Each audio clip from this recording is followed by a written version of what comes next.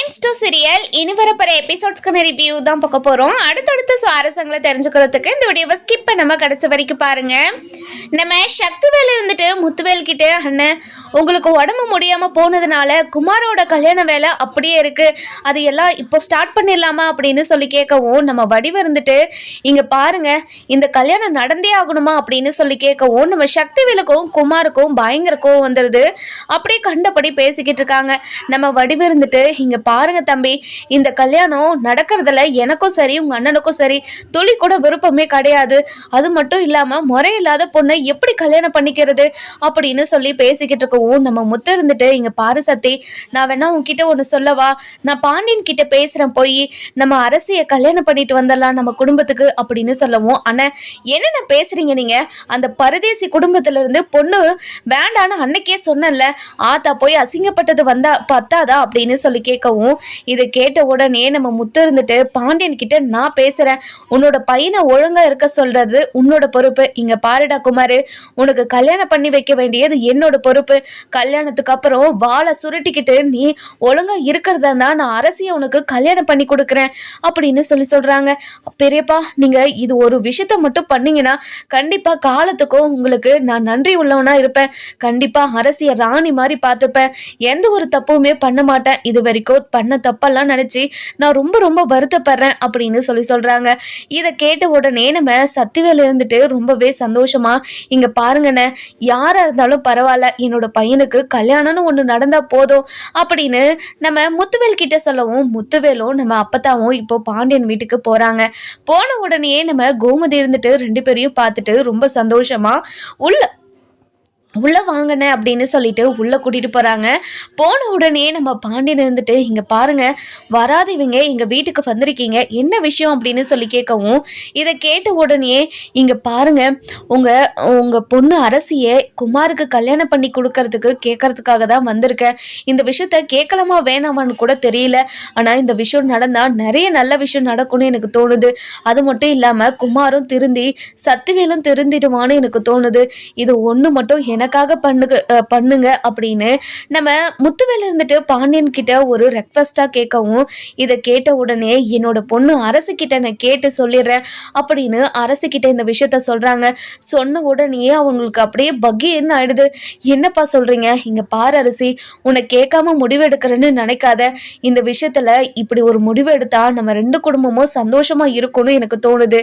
அதே மாதிரி அந்த குமார் பையனையும் இதுக்கு முன்னாடி பண்ண தப்பாலாம் இனிமே பண்ணாம இருப்பானு எனக்கு நம்பிக்கை இருக்கு. அதனால நீ இந்த கல்யாணத்தை பண்ணிக்கோ அப்படின்னு சொல்லிட்டு விருப்பத்தை கூட கேட்காம நம்ம பாண்டியன் போய் நம்ம முத்துவேல் கிட்ட இந்த கல்யாணத்துக்கு எனக்கு சம்மதம் அப்படின்னு சொல்லிடுறாங்க. இதை கேட்ட உடனே முத்துவேலு அப்பத்தான் பயங்கரமா சந்தோஷப்படுறாங்க. இந்த பக்கம் அரசி தன்னோட காதல், அதாவது கார்த்திகேயனை காதல் பண்ணி யாருக்கும் தெரியாம ரகசியமா தாலி கட்டியிருக்காங்க.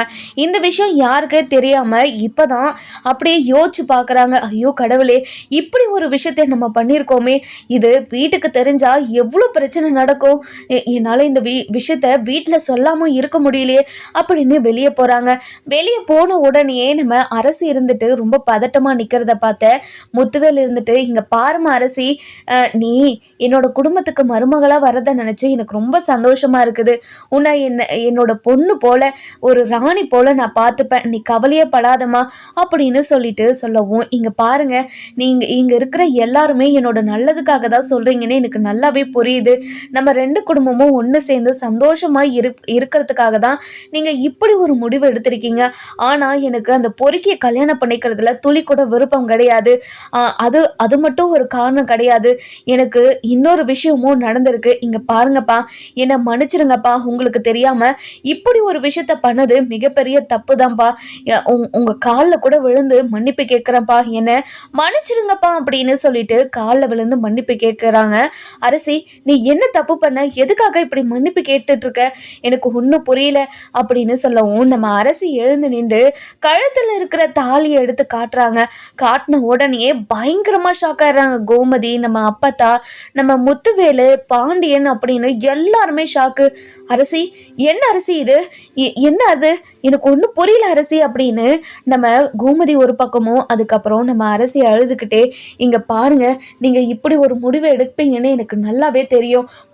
முத முறை அப்பத்தா வந்து இந்த வீட்டுக்கு அந்த குமார் பொறுக்கிய கல்யாணம் பண்ணிக்க சொல்லி கேட்டதும் எனக்கு எவ்வளோ கஷ்டமாக இருந்துச்சுன்னு எனக்கு மட்டும்தான் தெரியும். அதனால தான் நான் என் மனசுக்கு பிடிச்ச ஒருத்தனோட நான் தாலி கட்டிக்கிட்டேன். இந்த விஷயத்த என்னோட அப்பா கிட்டேயும் அம்மா கிட்டேயும் எவ்வளவோ முறை சொல்லணும்னு ட்ரை பண்ணியிருக்கேன். ஆனால் இது நடந்து 2 நாள் தான் ஆகுது. இந்த 2 நாளுக்குள்ள என் மனசில் எவ்வளவோ கஷ்டம், எவ்வளவோ துயரத்தை நான் அனுபவிச்சிட்டேன். இனிமேலும் நான் அனுபவிக்கணும்னு அவசியமே இல்லை. எல்லா விஷயத்தையும் உங்ககிட்ட சொல்லிட்டேன். இங்கே பாருங்கப்பா, உங்கள் கடைக்கு அடிக்கடிக்கு பொருள் எடுத்துகிட்டு வந்து கொடுப்பாரு இல்லை, ஸ்வீட்டு, ஆர்கானிக் பொருள்னு சொல்லிட்டு, அவரு தான்ப்பா, அவரை தான் நான் கல்யாணம் பண்ணியிருக்கேன் அப்படின்னு சொல்கிறாங்க. இதை கேட்ட உடனே நம்ம பாண்டியனுக்கு அதிர்ச்சி தாங்கவே முடியல. இங்கே பாரு அரசி, நீ இப்படி ஒரு கேவலமான முடிவை எடுத்து எங்களை மறுபடியும் தலகுனிய வைப்பேன்னு சத்தியமாக நான் எதிர்பார்க்கவே இல்லை அரசி. இங்கே பாருங்கப்பா, உங்களை நான் தலகுனிய வைக்கணும்னு இப்படி ஒரு முடிவை எடுக்க கிடையாது. நான் இப்படி ஒரு முடிவு எடுத்ததுக்கு வேற காரணம். என்னை மன்னிச்சிருங்கப்பா. இந்த காரணத்தை நான் இப்போதைக்கு உங்ககிட்ட சொல்ல முடியாதுப்பா, என்னை மன்னிச்சிருங்கப்பா அப்படின்னு அழுதுகிட்டே இருக்கவும் நம்ம கோமதி பயங்கரமா நம்ம அரசியை போட்டு அடிச்சுக்கிட்டே இருக்காங்க. நம்ம சத்திவேல் இருந்துட்டு என்னதான் நடக்குதுன்னு வீட்டில் போய் பார்க்கலாம் அப்படின்னு போய் பார்க்கறாரு. பார்த்த உடனே அரசி கழுத்துல தாலி தொங்கிக்கிட்டு இருக்கிறத பார்த்துட்டு முத்துவேல் கிட்ட, இங்க பாருங்கண்ணே, என்னென்ன நினைச்சுக்கிட்டு இருக்கீங்க? நீங்க என்ன நினைச்சுக்கிட்டு இருக்கீங்க? என்னோட பையனை பார்த்தா உங்களுக்கு எப்படி தெரியுது? என் பையனுக்கு எங்கேயோ ஒரு பொண்ணை பார்த்து நான் கல்யாணம் பண்ணி வைக்க முடிவு பண்ணா நீங்களா அரசியை கல்யாணம் பண்ணி வைக்கிறேன், நீ முறையில்லாத பொண்ணை கல்யாணம் பண்ணி வைக்காதன்னு என்கிட்ட எதையோ கதையை பேசிட்டு இங்க வந்து பார்த்தா இந்த ஓடுகாலியோட பொண்ணு இன்னொரு பையன் கூட வீட்டுக்கே தெரியாம தாலி கட்டிட்டு வந்து நிக்கிறா. இப்படி ஒரு பொண்ணை தான் என் பையனுக்கு கல்யாணம் பண்ணி வைக்க போறீங்களா நீங்க அப்படின்னு கண்டபடி நாக்குல பல்ல போட்டு பேசிக்கிட்டே இருக்காரு. இதெல்லாம் கேட்ட உடனே நம்ம சத்திவேல் கேட்க நம்ம கோமதி, அதுக்கப்புறம் நம்ம பாண்டியன் அப்படியே மனசு நொறுங்கி போய் அப்படியே கீழே உக்காந்துடுறாங்க. அப்பதான் இருந்துட்டு போய், கோமதி என்னாச்சு கோமதி? இங்க பாரு கோமதி, அரசி பண்ணது மிகப்பெரிய தப்பு தான். ஆனா உன்ன மாதிரி தானே அவளும், நீ ஆசைப்பட்ட வாழ்க்கையை அமைச்சுக்கிட்ட, அதே மாதிரி தானே இப்போ உன்னோட பொண்ணும் ஆசைப்பட்ட வாழ்க்கையை அமைச்சுக்கிட்டு சந்தோஷமா இருக்கணும்னு நினைக்கிறா. குமார் மாதிரி ஒரு பொறுக்க கூட வாழாம தான் மனசுக்கு பிடிச்ச தன்னை சந்தோஷமா பாத்துக்கிற ஒருத்தனை பார்த்து தானே அவ காதலிக்கிறேன்னு சொல்லியிருக்கா, அதுவும் கல்யாணமும் பண்ணியிருக்கா. இதுக்கு மேல நம்ம எந்த ஒரு முடிவுமே எடுக்க முடியாது. அரசி ஆசைப்பட்ட மாதிரி அந்த பையன் கூட சேர்த்து வாழ வைங்க, அதுதான் நல்லதுன்னு எனக்கு தோணுது அப்படின்னு சொல்றாங்க. இதை கேட்ட உடனே நம்ம பாண்டியன் இருந்துட்டு, அரசி, எங்க குடும்பத்துக்கு நீ இவ்வளோ பெரிய அவமானத்தை தேடி கொடுப்பேன்னு நான் சத்தியமா எதிர்பார்க்கவே இல்லை. உன்னை நம்பி திரும்ப காலேஜுக்கு அனுப்பின பத்தியா, அதுதான் நான் பண்ண பெரிய தப்பே.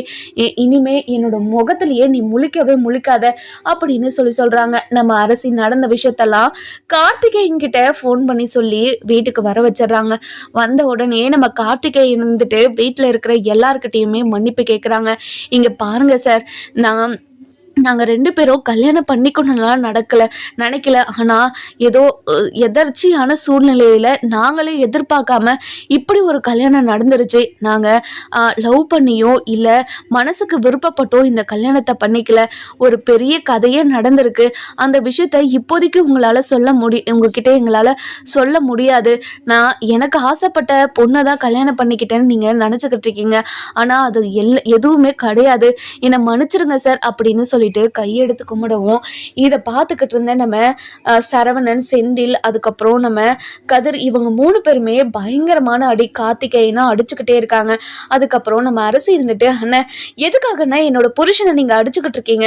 இங்க பாருங்கண்ணே, அவர் ரொம்ப ரொம்ப நல்லவருங்கண்ணே, நீங்க முதல்ல அவரை அடிக்கிறத முதல்ல நிறுத்துங்க அப்படின்னு சொல்லி எல்லாருமே, அதாவது கார்த்திகேயனுக்காக எல்லாருக்கிட்டையும் எதிர்த்து நம்ம அரசி பேசிக்கிட்டு இருக்காங்க. இதெல்லாம் பார்த்துக்கிட்டு இருந்த நம்ம கதிர் இருந்து இருந்துட்டு, என்ன ராஜி, என்ன என்ன அரசி, என்ன என்ன பண்ணிக்கிட்டு இருக்க நீ பண்ணிக்கிட்டு இருக்கிறதெல்லாம் பார்த்து அப்பாவும் அம்மாவும் எவ்வளோ கஷ்டமா படுவாங்கன்னு நீ கொஞ்சமாவது நினச்சி பார்த்தியா?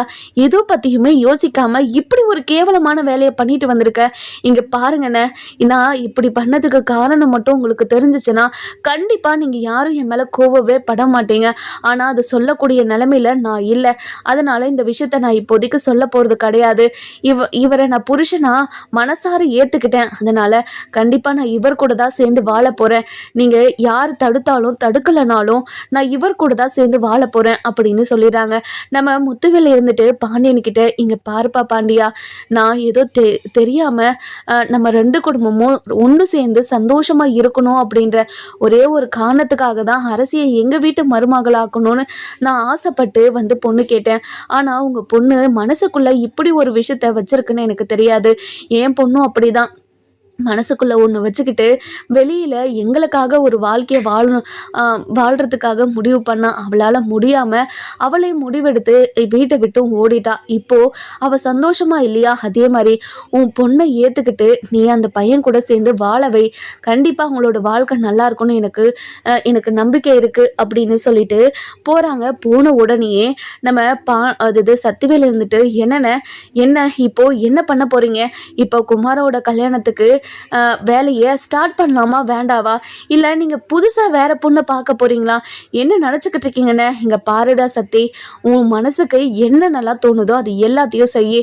உன் பையனுக்கு ஒரு நல்லது நடக்கணும்னு நினச்சி தான் நான் போய் பாண்டியன்கிட்ட பேசினேன். ஆனால் அந்த பொண்ணோட மனசுக்குள்ளே இப்படி ஒரு விஷயம் இருக்குதுன்னு எனக்கு தெரியாது. இதுக்கு முன்னே குமாரை லவ் பண்ணிவிட்டு அப்படியே காலேஜுக்கு போயிட்டு இருக்கிறதுனால அப்படி ஒரு தப்பு பண்ண மாட்டான் தான் நான் நினச்சி போனேன். ஆனால் இப்படி ஒரு விஷயம் நடந்திருக்குன்னா அதுக்கு பின்னாடி ஏதோ ஒரு விஷயம் இருக்குதுன்னு எனக்கு நல்லாவே புரியுது. அதனால் அந்த பொண்ணையும் நம்ம தப்பு சொல்ல முடியாது. அதனால் எதை பற்றியும் யோசிக்காமல் முதல்ல இங்கேருந்து போக அப்படின்னு சொல்லிடுறாங்க. அதுக்கப்புறம் நம்ம கோமதி இருந்துட்டு ரொம்பவே அழுதுகிட்டு அரசிக்கிட்டு போயிட்டு, இங்கே பாரடி, உன் மேலே திரும்பவும் முழு நம்பிக்கை வச்சது எங்களோட தப்பாடி. எதுக்காகடி இப்படி ஒரு துரோகத்தை எங்களுக்கு பண்ணியிருக்க? இங்கே பாருமா, என்னை மன்னிச்சிருமா. இங்கே பாருங்கண்ணே, நீங்களும் என்னை மன்னிச்சிருங்கண்ணே. எனக்காக ஒவ்வொரு விஷயத்துலையும் பார்த்து நீங்கள் எல்லாருமே எனக்கு பண்ணியிருக்கீங்க. நான் இல்லைன்னெல்லாம் சொல்லலை. இந்த விஷயத்தில் எனக்கு இப்படி ஒரு முடிவு எடுக்க வேண்டிய சூழ்நிலையும் ஆயிடுச்சு. என்னை எல்லாருமே மன்னிச்சிருங்க அப்படின்னு சொல்லவும் நம்ம கார்த்திகை இருந்துட்டு, இங்கே பாருங்க, உங்கள் எல்லார்கிட்டையும் நான் மன்னிப்பு கேட்குறேன். எனக்காக அரசி எல்லார்கிட்டையும் எதிர்த்து பேசுறது எனக்கு ரொம்ப சந்தோஷமாக இருக்குது. எனக்காக ஒரு பொண்ணு நிற்கிறாளேன்னு. ஆனால் அவள் குடும்பத்தை எதிர்த்து நிற்கிறாளேன்னு தான் எனக்கு ரொம்ப ரொம்ப கஷ்டமாக இருக்குது. இத்தனை வருஷமாக கண்ணும் கருத்துமா நீங்கள் அரசியை பார்த்துக்கிட்டீங்கன்னு எனக்கு தெரியும். ஆனால் அரசியை இதுக்கு மேலே ஒரு சொட்டு கண்ணீர் கூட அவள் கண்ணில் இருந்து வராத அளவுக்கு நான் கண்டிப்பாக அரசியை பார்த்துப்பேன். அரசி என்னென்னலாம் படுறாளோ அது எல்லாத்தையுமே அவளுக்கு நிறைவேற்றி வைப்பேன். உங்கள் வீட்டில் எவ்வளோ சந்தோஷமாக இருந்தாலோ அதை விட பல மடங்கு சந்தோஷமாக நான் அவளை பார்த்துப்பேன். நீங்கள் யாரும் அரசியை நினச்சி கவலைப்பட வேண்டிய அவசியமே கிடையாது அப்படின்னு நம்ம கார்த்திகேயன் சொல்லவும், இதை கேட்ட உடனே நம்ம பாண்டியன் இருந்துட்டு ரொம்பவே அழுதுகிட்டு அப்படியே இடி உழுந்த மாதிரி கீழே உட்கார்றாரு. அதுக்கப்புறம் நம்ம அரசி கீழே போய் உட்காந்துக்கிட்டு, இங்கே பாருங்கப்பா அப்படின்னு சொல்லி பேச வராங்க. கதிர் இருந்துட்டு, இங்கே பாரு அரசி, நீ இனிமேல் அப்பா கிட்ட ஒரு வார்த்தை கூட பேசக்கூடாது. உனக்கான வாழ்க்கையை நீ தேர்ந்தெடுத்துக்கிட்டல, அந்த வாழ்க்கையை நீ வாழப்பாரு, சந்தோஷமாக இரு. நீ சந்தோஷமாக இருக்கக்கூடாதுன்னு நாங்கள் எப்போவுமே கிடையாது, நினைக்கவும் மாட்டோம். அதனால் நீ உன் புருஷனோடு சேர்ந்து சந்தோஷமாக வாழு. ஆனால் எங்கள் வீட்டுக்கோ இல்லை எங்கள் கூட உறவாடுறதோ உனக்கு அப்படி ஒரு இது வரவே வராது. இனிமேல் என் வீட்டு பக்கமே வந்துடாத அரசி அப்படின்னு நம்ம கதிர் ஒரு பக்கமும். இதை கேட்ட நம்ம மீனா இருந்துட்டு, இங்கே பாரு கதிர், கொஞ்ச நேரம் அமைதியாக இரு. அரசி, நீ இப்படி ஒரு முடிவு எடுத்திருக்கனா கண்டிப்பாக அதுக்கு பின்னாடி ஒரு பெரிய காரணம் இருக்குதுன்னு எனக்கு நல்லாவே புரிஞ்சுக்க முடியுது. அது என்ன காரணம்னு எல்லார்கிட்டையும் சொன்னால் உன் மேலே எந்த தப்பும் இல்லைன்னு எல்லாருக்கும் புரிய வரும் இல்லை அரசி அப்படின்னு சொல்லவும், இதை கேட்ட கோமதி இருந்துட்டு, என்னடி பேசிக்கிட்டு இருக்க? அவ பாட்டுக்கு ஒரு கல்யாணத்தை பண்ணிட்டு வந்து நின்றுக்கிட்டு இருக்கா. அவ பக்கம் நியாயம் இருக்குதுன்னு பேசிக்கிட்டு இருக்க. இங்க பாருடி, இன்னொரு தடவை எங்களை தலைகுனிய வச்சுட்ட இல்ல, உன் மூஞ்சிலே முழிக்க எனக்கு பிடிக்கவே இல்லடி. முதல்ல இந்த வீட்டை விட்டு போடி. இனிமே ஒரு நிமிஷம் கூட நீ இந்த வீட்டுல இருக்கவே கூடாதடி அப்படின்னு சொல்லவும், நம்ம மீனா இருந்துட்டு, அத்தை நீங்கள் அவசரப்படாதீங்க அத்தை, இருங்க அத்தை, பொறுமையாக பேசிக்கலாம். அரசியோட வாழ்க்கையில் என்ன நடந்துச்சு, எதுக்காக இப்படி ஒரு முடிவு எடுத்தா அப்படின்னு நம்ம எல்லாத்தையும் தெரிஞ்சுக்கிட்டு தானே ஆகணும். தெரிஞ்சதுக்கு அப்புறம் நீங்கள் இப்படி ஒரு முடிவு எடுக்கிறதுல தப்பு இல்லை அத்தை. தெரியாததுக்கு முன்னாடியே எல்லா தப்பும் அரசி மேலே தான் இருக்குதுன்னு சொல்கிறது மிகப்பெரிய தப்பு அத்தை. நீங்கள் கொஞ்ச நேரம் அமைதியாக இருங்க அத்தை. இங்கே பாரு மீனா, இந்த விஷயத்தில் நீ தலையிடாத. இனிமே இவ எனக்கு பொண்ணும் கிடையாது, நாங்கள் இவளுக்கு அப்பா அம்மாவும் கிடையாது. என் புருஷனை பாரு, அவர் எவ்வளோ இடிஞ்சு போய் உக்காந்துருக்காருன்னு பாரு. பிள்ளைங்களுக்காகன்னு ஒவ்வொன்றத்தையும் பார்த்து இப்போ வரைக்குமே பண்ணிக்கிட்டு இருக்கவருக்கு நீங்கள் எல்லாரும் சேர்ந்து ஒரு நல்ல பாடத்தை கற்றுக் கொடுத்துட்டீங்க. ஒருத்தர் என்னடானா லஜ்ஜை வாங்கிட்டு என் புருஷன் நெஞ்சில் இடியை இறக்குறாரு. இவ என்னடானா யாருக்கும் தெரியாமல் ஒரு கல்யாணத்தை பண்ணிட்டு வந்து என் புருஷன் தலையில் குண்டு இறக்கிட்டா. இப்போ என்ன பண்ணுறது ஏது பண்ணுறதுன்னு எங்களுக்கு எதுவுமே புரியல. இனிமே இவன் முகத்தை பார்க்கறதுக்கு கூட எங்களுக்கு தெம்பே கிடையாது. இங்கே பாருடி, முதல்ல இங்கேருந்து கிளம்புறியா இல்லையா அப்படின்னு கோபமாக பேசவும் இதெல்லாம் கேட்டுக்கிட்டு இருந்தேன்னு நம்ம அரசி இருந்துட்டு, இங்கே பாருங்கம்மா, இப்படியெல்லாம் பேசாதீங்கம்மா, ஏம்மா இப்படியெல்லாம் பேசிக்கிட்டு இருக்கீங்க? இங்கே பாருங்கண்ணே, நீங்களாவது அம்மா கிட்ட சொல்லுங்கண்ணே. நான் ஒரு எதிர்பாராத ஒரு சூழ்நிலை தான் எனக்கு இப்படி ஒரு விஷயத்தை ஏற்படுத்தி கொடுத்துருச்சு. நான் இப்படி பண்ணுறதுக்கும் அதுதான் காரணம். நீங்களாவது என்னோட சூழ்நிலையை புரிஞ்சுக்கிட்டு அப்பா கிட்டேயும் அம்மா கிட்டேயும் பேசுங்கண்ணே ப்ளீஸ்ண்ணே. நான் பண்ணது எல்லாமே மிகப்பெரிய தப்பு தானே, நான் இல்லைன்னெல்லாம் சொல்லலை. ஆனால் அதுக்கு பெரிய காரணம் ஒன்று இருக்குன்னு, என்னை மன்னிச்சிருங்கண்ணே. அந்த காரணத்தை என்னால் இப்போதைக்கு சொல்ல முடியாது. ப்ளீஸ்ண்ணே, முதல்ல அப்பா கிட்ட பேசுங்கண்ணே. அப்பா நீங்களாவது என்னை புரிஞ்சுக்கோங்கப்பா. அண்ணனுங்க அம்மா அண்ணி கூட என்னை புரிஞ்சுக்கிறாங்க. நீங்கள் தான் என்னை புரிஞ்சுக்கவே மாட்டேங்கிறீங்க அப்படின்னு சொல்லி ரொம்ப வருத்தப்படவும் நம்ம பாண்டியன் இருந்துட்டு, இங்கே பாரசி, உன் மேலே திரும்பவும் நான் அசைக்க முடியாத ஒரு நம்பிக்கையை உன் மேலே வச்சுருந்தேன். ஆனால் அதெல்லாம் இல்லைப்பா, நீங்கள் என் மேலே நம்பிக்கை வைக்காதீங்க, நான் உங்கள் நம்பிக்கையை காப்பாற்ற மாட்டேன் அப்படின்னு என் நெஞ்சில் இடியை இறக்கிட்டியேம்மா. இப்படி ஒரு விஷயத்த பண்ணிட்டியேம்மா. நீ என்கிட்ட வந்து நான் இப்படி தான் ஒரு பையனை லவ் பண்ணுறேன், எனக்கு கல்யாணம் பண்ணி வைங்கப்பா அப்படின்னு சொல்லியிருந்தா நான் உனக்கு கல்யாணம் பண்ணி வச்சிருக்க மாட்டேனாம்மா. நான் உனக்கு வேண்டான்னு சொல்லிட்டுப்பேன். இங்கே பாருமா, சரவணனோட வாழ்க்கையில் ஒரு தப்பான முடிவு எடுத்து அவன் வாழ்க்கை எவ்வளோ சீரழிஞ்சிட்ருக்குன்னு எனக்கு இப்போதாம்மா புரிஞ்சுது. அவங்களுக்கு பிடிச்ச வாழ்க்கையை அவங்கவுங்களுக்கு அமைச்சு கொடுக்க வேண்டியது என்னோட பொறுப்புமா. அதை நான் பண்ணியிருப்பேன்ல, என்கிட்ட வந்து ஒரு வார்த்தை சொல்லியிருக்கலாம்ல. இங்கே பாருங்கப்பா, நான் அவரை லவ் பண்ணவும் கிடையாது, அவரும் என்னை லவ் பண்ண கிடையாதுப்பா. ஆனால் சூழ்நிலை எங்கள் 2 பேரையும் ஒன்று சேர்த்துருச்சு. எனக்கும் இப்போ அவரை பிடிச்சிருக்கு, அவர் கூட சேர்ந்து வாழணும்னு ஆசை இருக்குப்பா. அதனால தான்ப்பா அவரை ஏற்றுக்கிட்டேன். இல்லைனா வேறு யாராவது இருந்திருந்தாங்கன்னா கண்டிப்பாக அதை நான் ஏற்றுருக்கவும் மாட்டேன், அந்த கல்யாணமாகவும் கன்சிடர் பண்ணியிருக்க மாட்டேன்ப்பா. ப்ளீஸ்ப்பா என்னை புரிஞ்சுக்கோங்கப்பா. என்னை புரிஞ்சுக்கிட்டு இந்த கல்யாணத்தை ஏற்றுக்கிட்டு எங்கள் 2 பேரையும் ஏற்றுக்கிட்டு எங்களை 2 பேரையும் சந்தோஷமாக வாழ்த்துங்கப்பா. எங்களை 2 பேரும் நீங்கள் ஆசீர்வாதம் பண்ணிங்கன்னா எனக்கு ரொம்ப ரொம்ப சந்தோஷமாக இருக்கும்பா அப்படின்னு சொல்கிறாங்க. அதுக்கப்புறம் நம்ம கோமதி இருந்துட்டு, இங்கே பாருடி, என்ன காரணம்னு சொல்லுடி, என்ன காரணம்டி, நீ என்னென்னமோ சொல்லிக்கிட்டு இருக்க, நீ சொல்கிறதெல்லாம் நம்பி உங்கள் 2 பேரையும் ஏற்றுக்கிட்டு உங்களுக்கு 2 பேருக்கும் ஆர்த்தி எடுத்து உள்ள வரவேற்று விருந்து வைப்பாங்களாடி. இங்கே பாருடி, நீ பண்ணியிருக்க வேலைக்கு உன்னை கண்டு துணமாக வெட்டி போடணும்டி.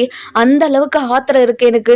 முதல்ல நீ கட்டிக்கினவனை கூப்பிட்டுக்கிட்டு இந்த வீட்டை விட்டு போயிடு, உன்னை பார்த்தாலே எனக்கு எரிச்சலாக இருக்கு அப்படின்னு சொல்லவும் நம்ம சரவணன் இருந்துட்டு, இங்கே பாரரசி, உனக்காக உங்கள் 3 அண்ணனுங்களும் அப்பா அம்மானு எத்தனை பேர் உனக்காக உன் பக்கம் பக்கபலமாக நின்றோம். உனக்கு இப்படி ஒரு வாழ்க்கை தேவை அப்படின்னா எங்ககிட்ட வந்து சொல்லியிருக்கலாம்ல அரசி. அதை நாங்கள் பண்ணி வச்சிருக்க மாட்டோன்னு நீ நம்புறியா? நீ குமாருக்கு கல்யாணம் பண்ணி வச்சிருவாங்கன்னு இப்படி ஒரு முடிவை எடுத்தியா? என்னால் நம்ப முடியல அரசி அப்படின்னு சொல்லவும், அப்பா இங்கே பாருங்கப்பா, அண்ணன் ஏதோ பேசிக்கிட்டு இருக்குதுங்கப்பா, ப்ளீஸ்ப்பா நீங்கள் எனக்காக இப்படி ஒரு முடிவு என் பொண்ணு ஏதோ ஒரு காரணத்துக்காக தான் எடுத்திருப்பான்னு சொல்லுங்கப்பா அப்படின்னு சொல்லிட்டு கெஞ்சிக்கிட்டு இருக்காங்க. அந்த நேரம் பார்த்து நம்ம யாரு நம்ம சத்திவேல் உள்ளே வராரு. உள்ளே வந்த உடனே என்ன ஓடுகால குடும்பமே, என் பசங்களை அப்படி வளர்த்த வளர்த்துருக்க இப்படி வளர்த்துருக்கன்னு பெருமை பீத்திக்கிட்டு தெரிவிங்க. இப்போ 2வது முறையா உன் பொண்ணு வேற ஒருத்தங்க கூட தாலி கட்டிட்டு வந்து நிக்கிறா. இந்த தாலியும் அவளா கட்டிக்கிட்டாளா இல்லை இவன் தான் கட்டானான்னு யாரு கண்டா? இவ பொய் சொல்லிக்கிட்டு போய் அவங்க வீட்டில் உட்காந்துக்கிட்டு 3 மாசம் கழிச்சு இவன் எனக்கு தாலியே கட்ட கிடையாது, நான் தான் பொய் சொல்லிட்டேன், ஒரு சூழ்நிலைக்காக பொய் சொல்லிட்டேன்னு அவங்களோட 3 மாசம் போய் வாழ்ந்துட்டு வரட்டும் அப்படின்னு சொல்லவும் இது கேட்ட உடனே நம்ம அரசிக்கு பயங்கர கோவம் வந்துடுது. இங்க பாருங்க, என் வாழ்க்கையை பத்தியும் என்னோட கேரக்டரை பத்தியும் நீங்க தப்பா பேசாதீங்க. உங்களை மாதிரி ஒரு பொறுக்கி புள்ளிய என்ன எங்க அப்பா வளர்க்கல, உங்க மாதிரி புத்தியெல்லாம் எனக்கு வராது அப்படின்னு சொல்லவும் நம்ம கார்த்திகேயன் இருந்துட்டு நம்ம சக்திவேல் கிட்ட, இங்க பாருங்க, அரசியை பத்தி நீங்க தப்பா பேசாதீங்க. அவ கழுத்துல நான் தான் தாலி கட்டினேன், அவளையே அவ கழுத்துலலாம் தாலி கட்ட கிடையாது. அவ வாழ்க்கையில என்னென்னலாம் நடந்துச்சுன்னு தாலி கட்டினதுக்கு அப்புறம் தான் என்கிட்ட சொன்னா. அதுக்கப்புறம் கண்டிப்பா அவ கூடவே நிற்கணும்னு தான் நான் நினச்சேன். நீங்கள் இப்படி ஒரு கேவலமான விஷயத்த சொல்லி அவளை காயப்படுத்தாதீங்க, முதல்ல இங்கேருந்து கிளம்புங்க அப்படின்னு சொல்லவும் அதுக்கப்புறம் நம்ம சக்திவேல் இருந்துட்டு கோமதியையும் நம்ம பாண்டியனையும் அப்படியே குத்தி குத்தி பேசிட்டு போயிட்டே இருக்காங்க. இதெல்லாம் பார்த்த ராஜ் இருந்துட்டு, இங்கே பாரு அரசி, இது அத்தைக்கும் மாமாக்கும் இதெல்லாம் தேவையா? இதுக்காக இப்படி ஒரு விஷயத்த பண்ண? நீ லவ் பண்ணிக்கிட்டு இருந்த விஷயத்த எங்ககிட்டயாவது நீ சொல்லியிருக்கலாம்ல. சொல்லியிருந்தா நாங்களாவது வீட்டில் பொறுமையாக பேசி உங்கள் 2 பேருக்கும் நாங்கள் கல்யாணம் பண்ணி வச்சுருப்போம். அதை விட்டுட்டு எதுக்காக அரசி இப்படி ஒரு விஷயத்துக்கு நீ இப்படி ஒரு முடிவு எடுத்தனே எனக்கு சத்தியமாக புரியல அரசி. நீ ரொம்ப ரொம்ப தப்பான முடிவு எடுத்துட்ட அரசி அப்படின்னு சொல்கிறாங்க. ஐயோ அண்ணி, நான் இப்படி ஒரு முடிவை எடுக்கல அண்ணி, ஏன் நீ யாருமே என்னை புரிஞ்சுக்கவே மாட்டீங்க அப்படின்னு ரொம்பவே தன்னை பற்றி புரிய வைக்க ட்ரை பண்ணிக்கிட்டு இருக்காங்க. அந்த நேரம் பார்த்து நம்ம பழனி வராரு. வந்த உடனே, அக்கா மச்சான், நான் கேள்விப்பட்டதெல்லாம் உண்மையா? அரசி, நீ வேற யாரையோ கல்யாணம் பண்ணிக்கிட்டு வந்திருக்கியாமே, என்ன அரசி இது? நீயா இப்படி பண்ணுவேன்னு நான் கனவுல கூட எதிர்பார்க்கவே இல்லை. மச்சானும் அக்காவும் உனக்கு என்ன பாவம் பண்ணாங்க, இல்லை உனக்கு என்னதான் குறை வச்சாங்க? இப்போ வரைக்குமே உன்னை நல்லா தானே பார்த்துக்கிட்டு இருக்காங்க. குமார் விஷயத்துல நீ வீட்டில் மாட்டினதுக்கு அப்புறமும் உன் மேலே முழு நம்பிக்கையை வச்சு உன்னை காலேஜுக்கு அனுப்புனாங்க. அவங்க நம்பிக்கைக்கு கொடுக்குற நீ பரிசா இது அப்படின்னு கேட்கவும், இங்கே பாருங்க சித்தப்பா, நான் இப்படி ஒரு முடிவை எடுக்கணும்லாம் எடுக்கல சித்தப்பா. ஏன் சித்தப்பா நீங்கள் என்னை புரிஞ்சுக்கவே மாட்டேங்கிறீங்க அப்படின்னு ரொம்பவே ஃபீல் பண்ணி பேசிக்கிட்டு இருக்கவும், இதெல்லாம் கேட்டுக்கிட்டு இருந்த நம்ம கார்த்திகேயன் இருந்துட்டு, இங்கே பாருங்க, நான் சொல்கிறத கேளுங்க, அரசியும் எந்த தப்பும் பண்ணலை, நானும் எந்த தப்பும் பண்ணலை, ஏதோ சூழ்நிலை தான் இப்படி ஒரு முடிவு எடுக்கிறதுக்கு காரணமாயிடுச்சு. அரசி எதுக்காக திரும்ப திரும்ப எல்லாருமே அவளை காயப்படுத்திக்கிட்டு இருக்கீங்க? அவள் ரொம்ப ரொம்ப பாவம், இனிமே அவளை யாரும் காயப்படுத்தாதீங்க. அவள் காயப்பட்டா என் மனசு தாங்கவே தாங்காது. அவளை ரொம்ப சந்தோஷமாக பார்த்துக்கணும்னு நினச்சிக்கிட்டு இருக்கேன். அவள் கண்ணில் இருந்து ஒரு சொட்டு தண்ணீர் கூட வரக்கூடாது. நீங்கள் எல்லாரும் அவளை ஏற்றுக்கணும் அப்படின்றதுக்காக தான் இப்போ வரைக்குமே அவளை உங்கள் கூட பேச வச்சுக்கிட்டு இருக்கேன். எதுக்காகங்க நீங்கள் அவளை இப்படி காயப்படுத்திக்கிட்டு இருக்கீங்க? அவள் இப்படி அழுதுகிட்டே இருக்கிறத பார்த்துக்கிட்டே இருக்கிறதுக்கு என்னால் முடியல. என் மனசுக்கு ரொம்ப கஷ்டமாக இருக்குது. இங்கே பாரரசி, நீ இவ்வளோ பேசியும் இவ்வளோ சொல்லியும் இங்கே இருக்கிற யாருமே உன் மனசை புரிஞ்சுக்கலன்னா பரவாயில்ல, எனக்காவது ஒரு நாள் உன்னை புரிஞ்சுக்கிட்டு வருவாங்க. அது வரைக்கும் நீ ஏன் கூட இரு, கண்டிப்பாக உன்னை நல்லபடியாக பார்த்துப்பேன், வா அரசி போகலாம் அப்படின்னு சொல்லிட்டு கையை பிடிக்கிறாங்க. இங்கே பாருங்கப்பா, கண்டிப்பாக ஒரு நாள் இந்த வீட்டில் இருக்கிற எல்லாருமே என்னை புரிஞ்சுக்கிட்டு என்கிட்ட வந்து நிற்பீங்க. அந்த நாளுக்காக நான் கண்டிப்பாக காத்துக்கிட்டு இருக்கேன்ப்பா. நீங்கள் கண்டிப்பாக வருவீங்கன்றது எனக்கு தெரியும் அப்படின்னு கார்த்திகேயனோட கையை பிடிச்சிக்கிட்டு வெளியே போகிறாங்க. வெளியே போன உடனே நம்ம குமார் இருந்துட்டு அரசியையும் கார்த்திகேயனையும் ஒன்றா பார்க்குறாங்க. பார்த்த உடனே பயங்கரமாக ஷாக் ஆகிடுது. இங்கே பாருடி, என்னை விட்டுட்டு இவனை கல்யாணம் பண்ணிக்கிட்டு இல்லடி, நீ கண்டிப்பாக ஒரு மாதிரி கஷ்டப்பட தாண்டி போகிற, ஒரு மாதிரி ஒரு வேளை சோத்துக்கு கூட நீ பிச்சை எடுக்க தாண்டி போகிற. இங்கே பாரு, என் பொண்டாட்டியே இதுக்கு மேலே ஏதாவது கிண்டல் பண்ணுற வேலை வச்சுக்கிட்ட உன்னை அவ்வளோதான் தெரிஞ்சுக்கோ. இதுக்கு முன்னாடி அரசிக்கிட்ட பிரச்சனை பண்ண மாதிரியெல்லாம் இதுக்கப்புறம் பண்ணாத, முதல்ல இங்கேருந்து கிளம்பு அப்படின்னு சொல்லவும், இங்கே பாருடா, நீ எனக்கும் சரி என் குடும்பத்துக்கும் சரி இந்த குடும்பத்துக்கும் அவ்வளோ பெரிய துரோகத்தை பண்ணியிருக்க, உன்னை அவ்வளோ லேஸ்லலாம் விட்டுற மாட்டேன்டா, உனக்கு இருக்குடா ஏதாவது அப்படின்னு சொல்லவும், என்னடா பண்ணுவ நீ? என்ன பண்ணுவ? என் புருஷனை ஒரே ஒரு விரல் சுண்டு விரலை கூட அசைக்க முடியாது உன்னால். முடிஞ்சா என்ன வேணாலும் பண்ணிக்கோடா, அதுக்கு நாங்கள் ரெடியாக தான் இருக்கோம். இங்கே பாருடா, என் புருஷன் என்னை ரொம்ப நல்லா பார்த்துப்பாரு. இனிமே இவரை நம்பி தாண்டா நான் இருக்க போகிறேன். உன்னை மாதிரி பொறுக்கி கிடையாது, பொண்ணுங்களை கடத்தினவங்க கிடையாது, எல்லாத்துலேயும் நல்லவர். இப்படி ஒரு நல்லவரை நான் எங்கேயுமே பார்த்தது கிடையாது. இவரை என்னோட அப்பா மாதிரி அதாவது என் அப்பா குணத்தில் இவரை நான் பார்க்குறேன். அப்படி இருந்ததுனால தான் இவரை நான் ஏற்றுக்கிட்டேனே தவிர எந்த ஒரு காரணத்துக்காகவும் இல்லை. நான் உன் கண்ணு முன்னாடி இவர் கூட நான் சந்தோஷமாக வாழ தான் போகிறேன். அதை நீ பார்க்க தாண்டா போகிற அப்படின்னு சொல்லவும், இதை கேட்ட உடனே இங்கே பாருடி, நீ எப்படி சந்தோஷமாக வாழ்கிறேன்னு நானும் பார்த்தறேன்டி. என்னோட குடும்பத்தையும் என் குடும்பத்தில் இருக்கிற எல்லாரையும் அசிங்கப்படுத்திட்டு நீ வேற ஒருத்தன் கூட போயிட்டா உன்னை நான் சும்மா விட்டுருவேனா? உன்னை சும்மாவே விட மாட்டேன்டி. இவன் கூட சேர்ந்து உன்னை சந்தோஷமா நான் வாழ விடவே மாட்டேன் அப்படின்னு ஒரு சவாலை விடுறாங்க. நம்ம அரசி அதையும் பார்த்துக்கலாம் அப்படின்னு அந்த சவாலையும் ஏற்றுக்கிறாங்க. நம்ம அரசி சொன்னது நடக்குமா இல்லை நம்ம குமார் சொல்கிறது நடக்குமா நம்ம வர எபிசோடில் பார்க்கலாம். இந்த வீடியோ உங்களுக்கு பிடிச்சிருந்தா லைக் பண்ணுங்கள், சப்ஸ்கிரைப் பண்ணுங்கள், மறக்காமல் பெல் ஐகானையும் கிளிக்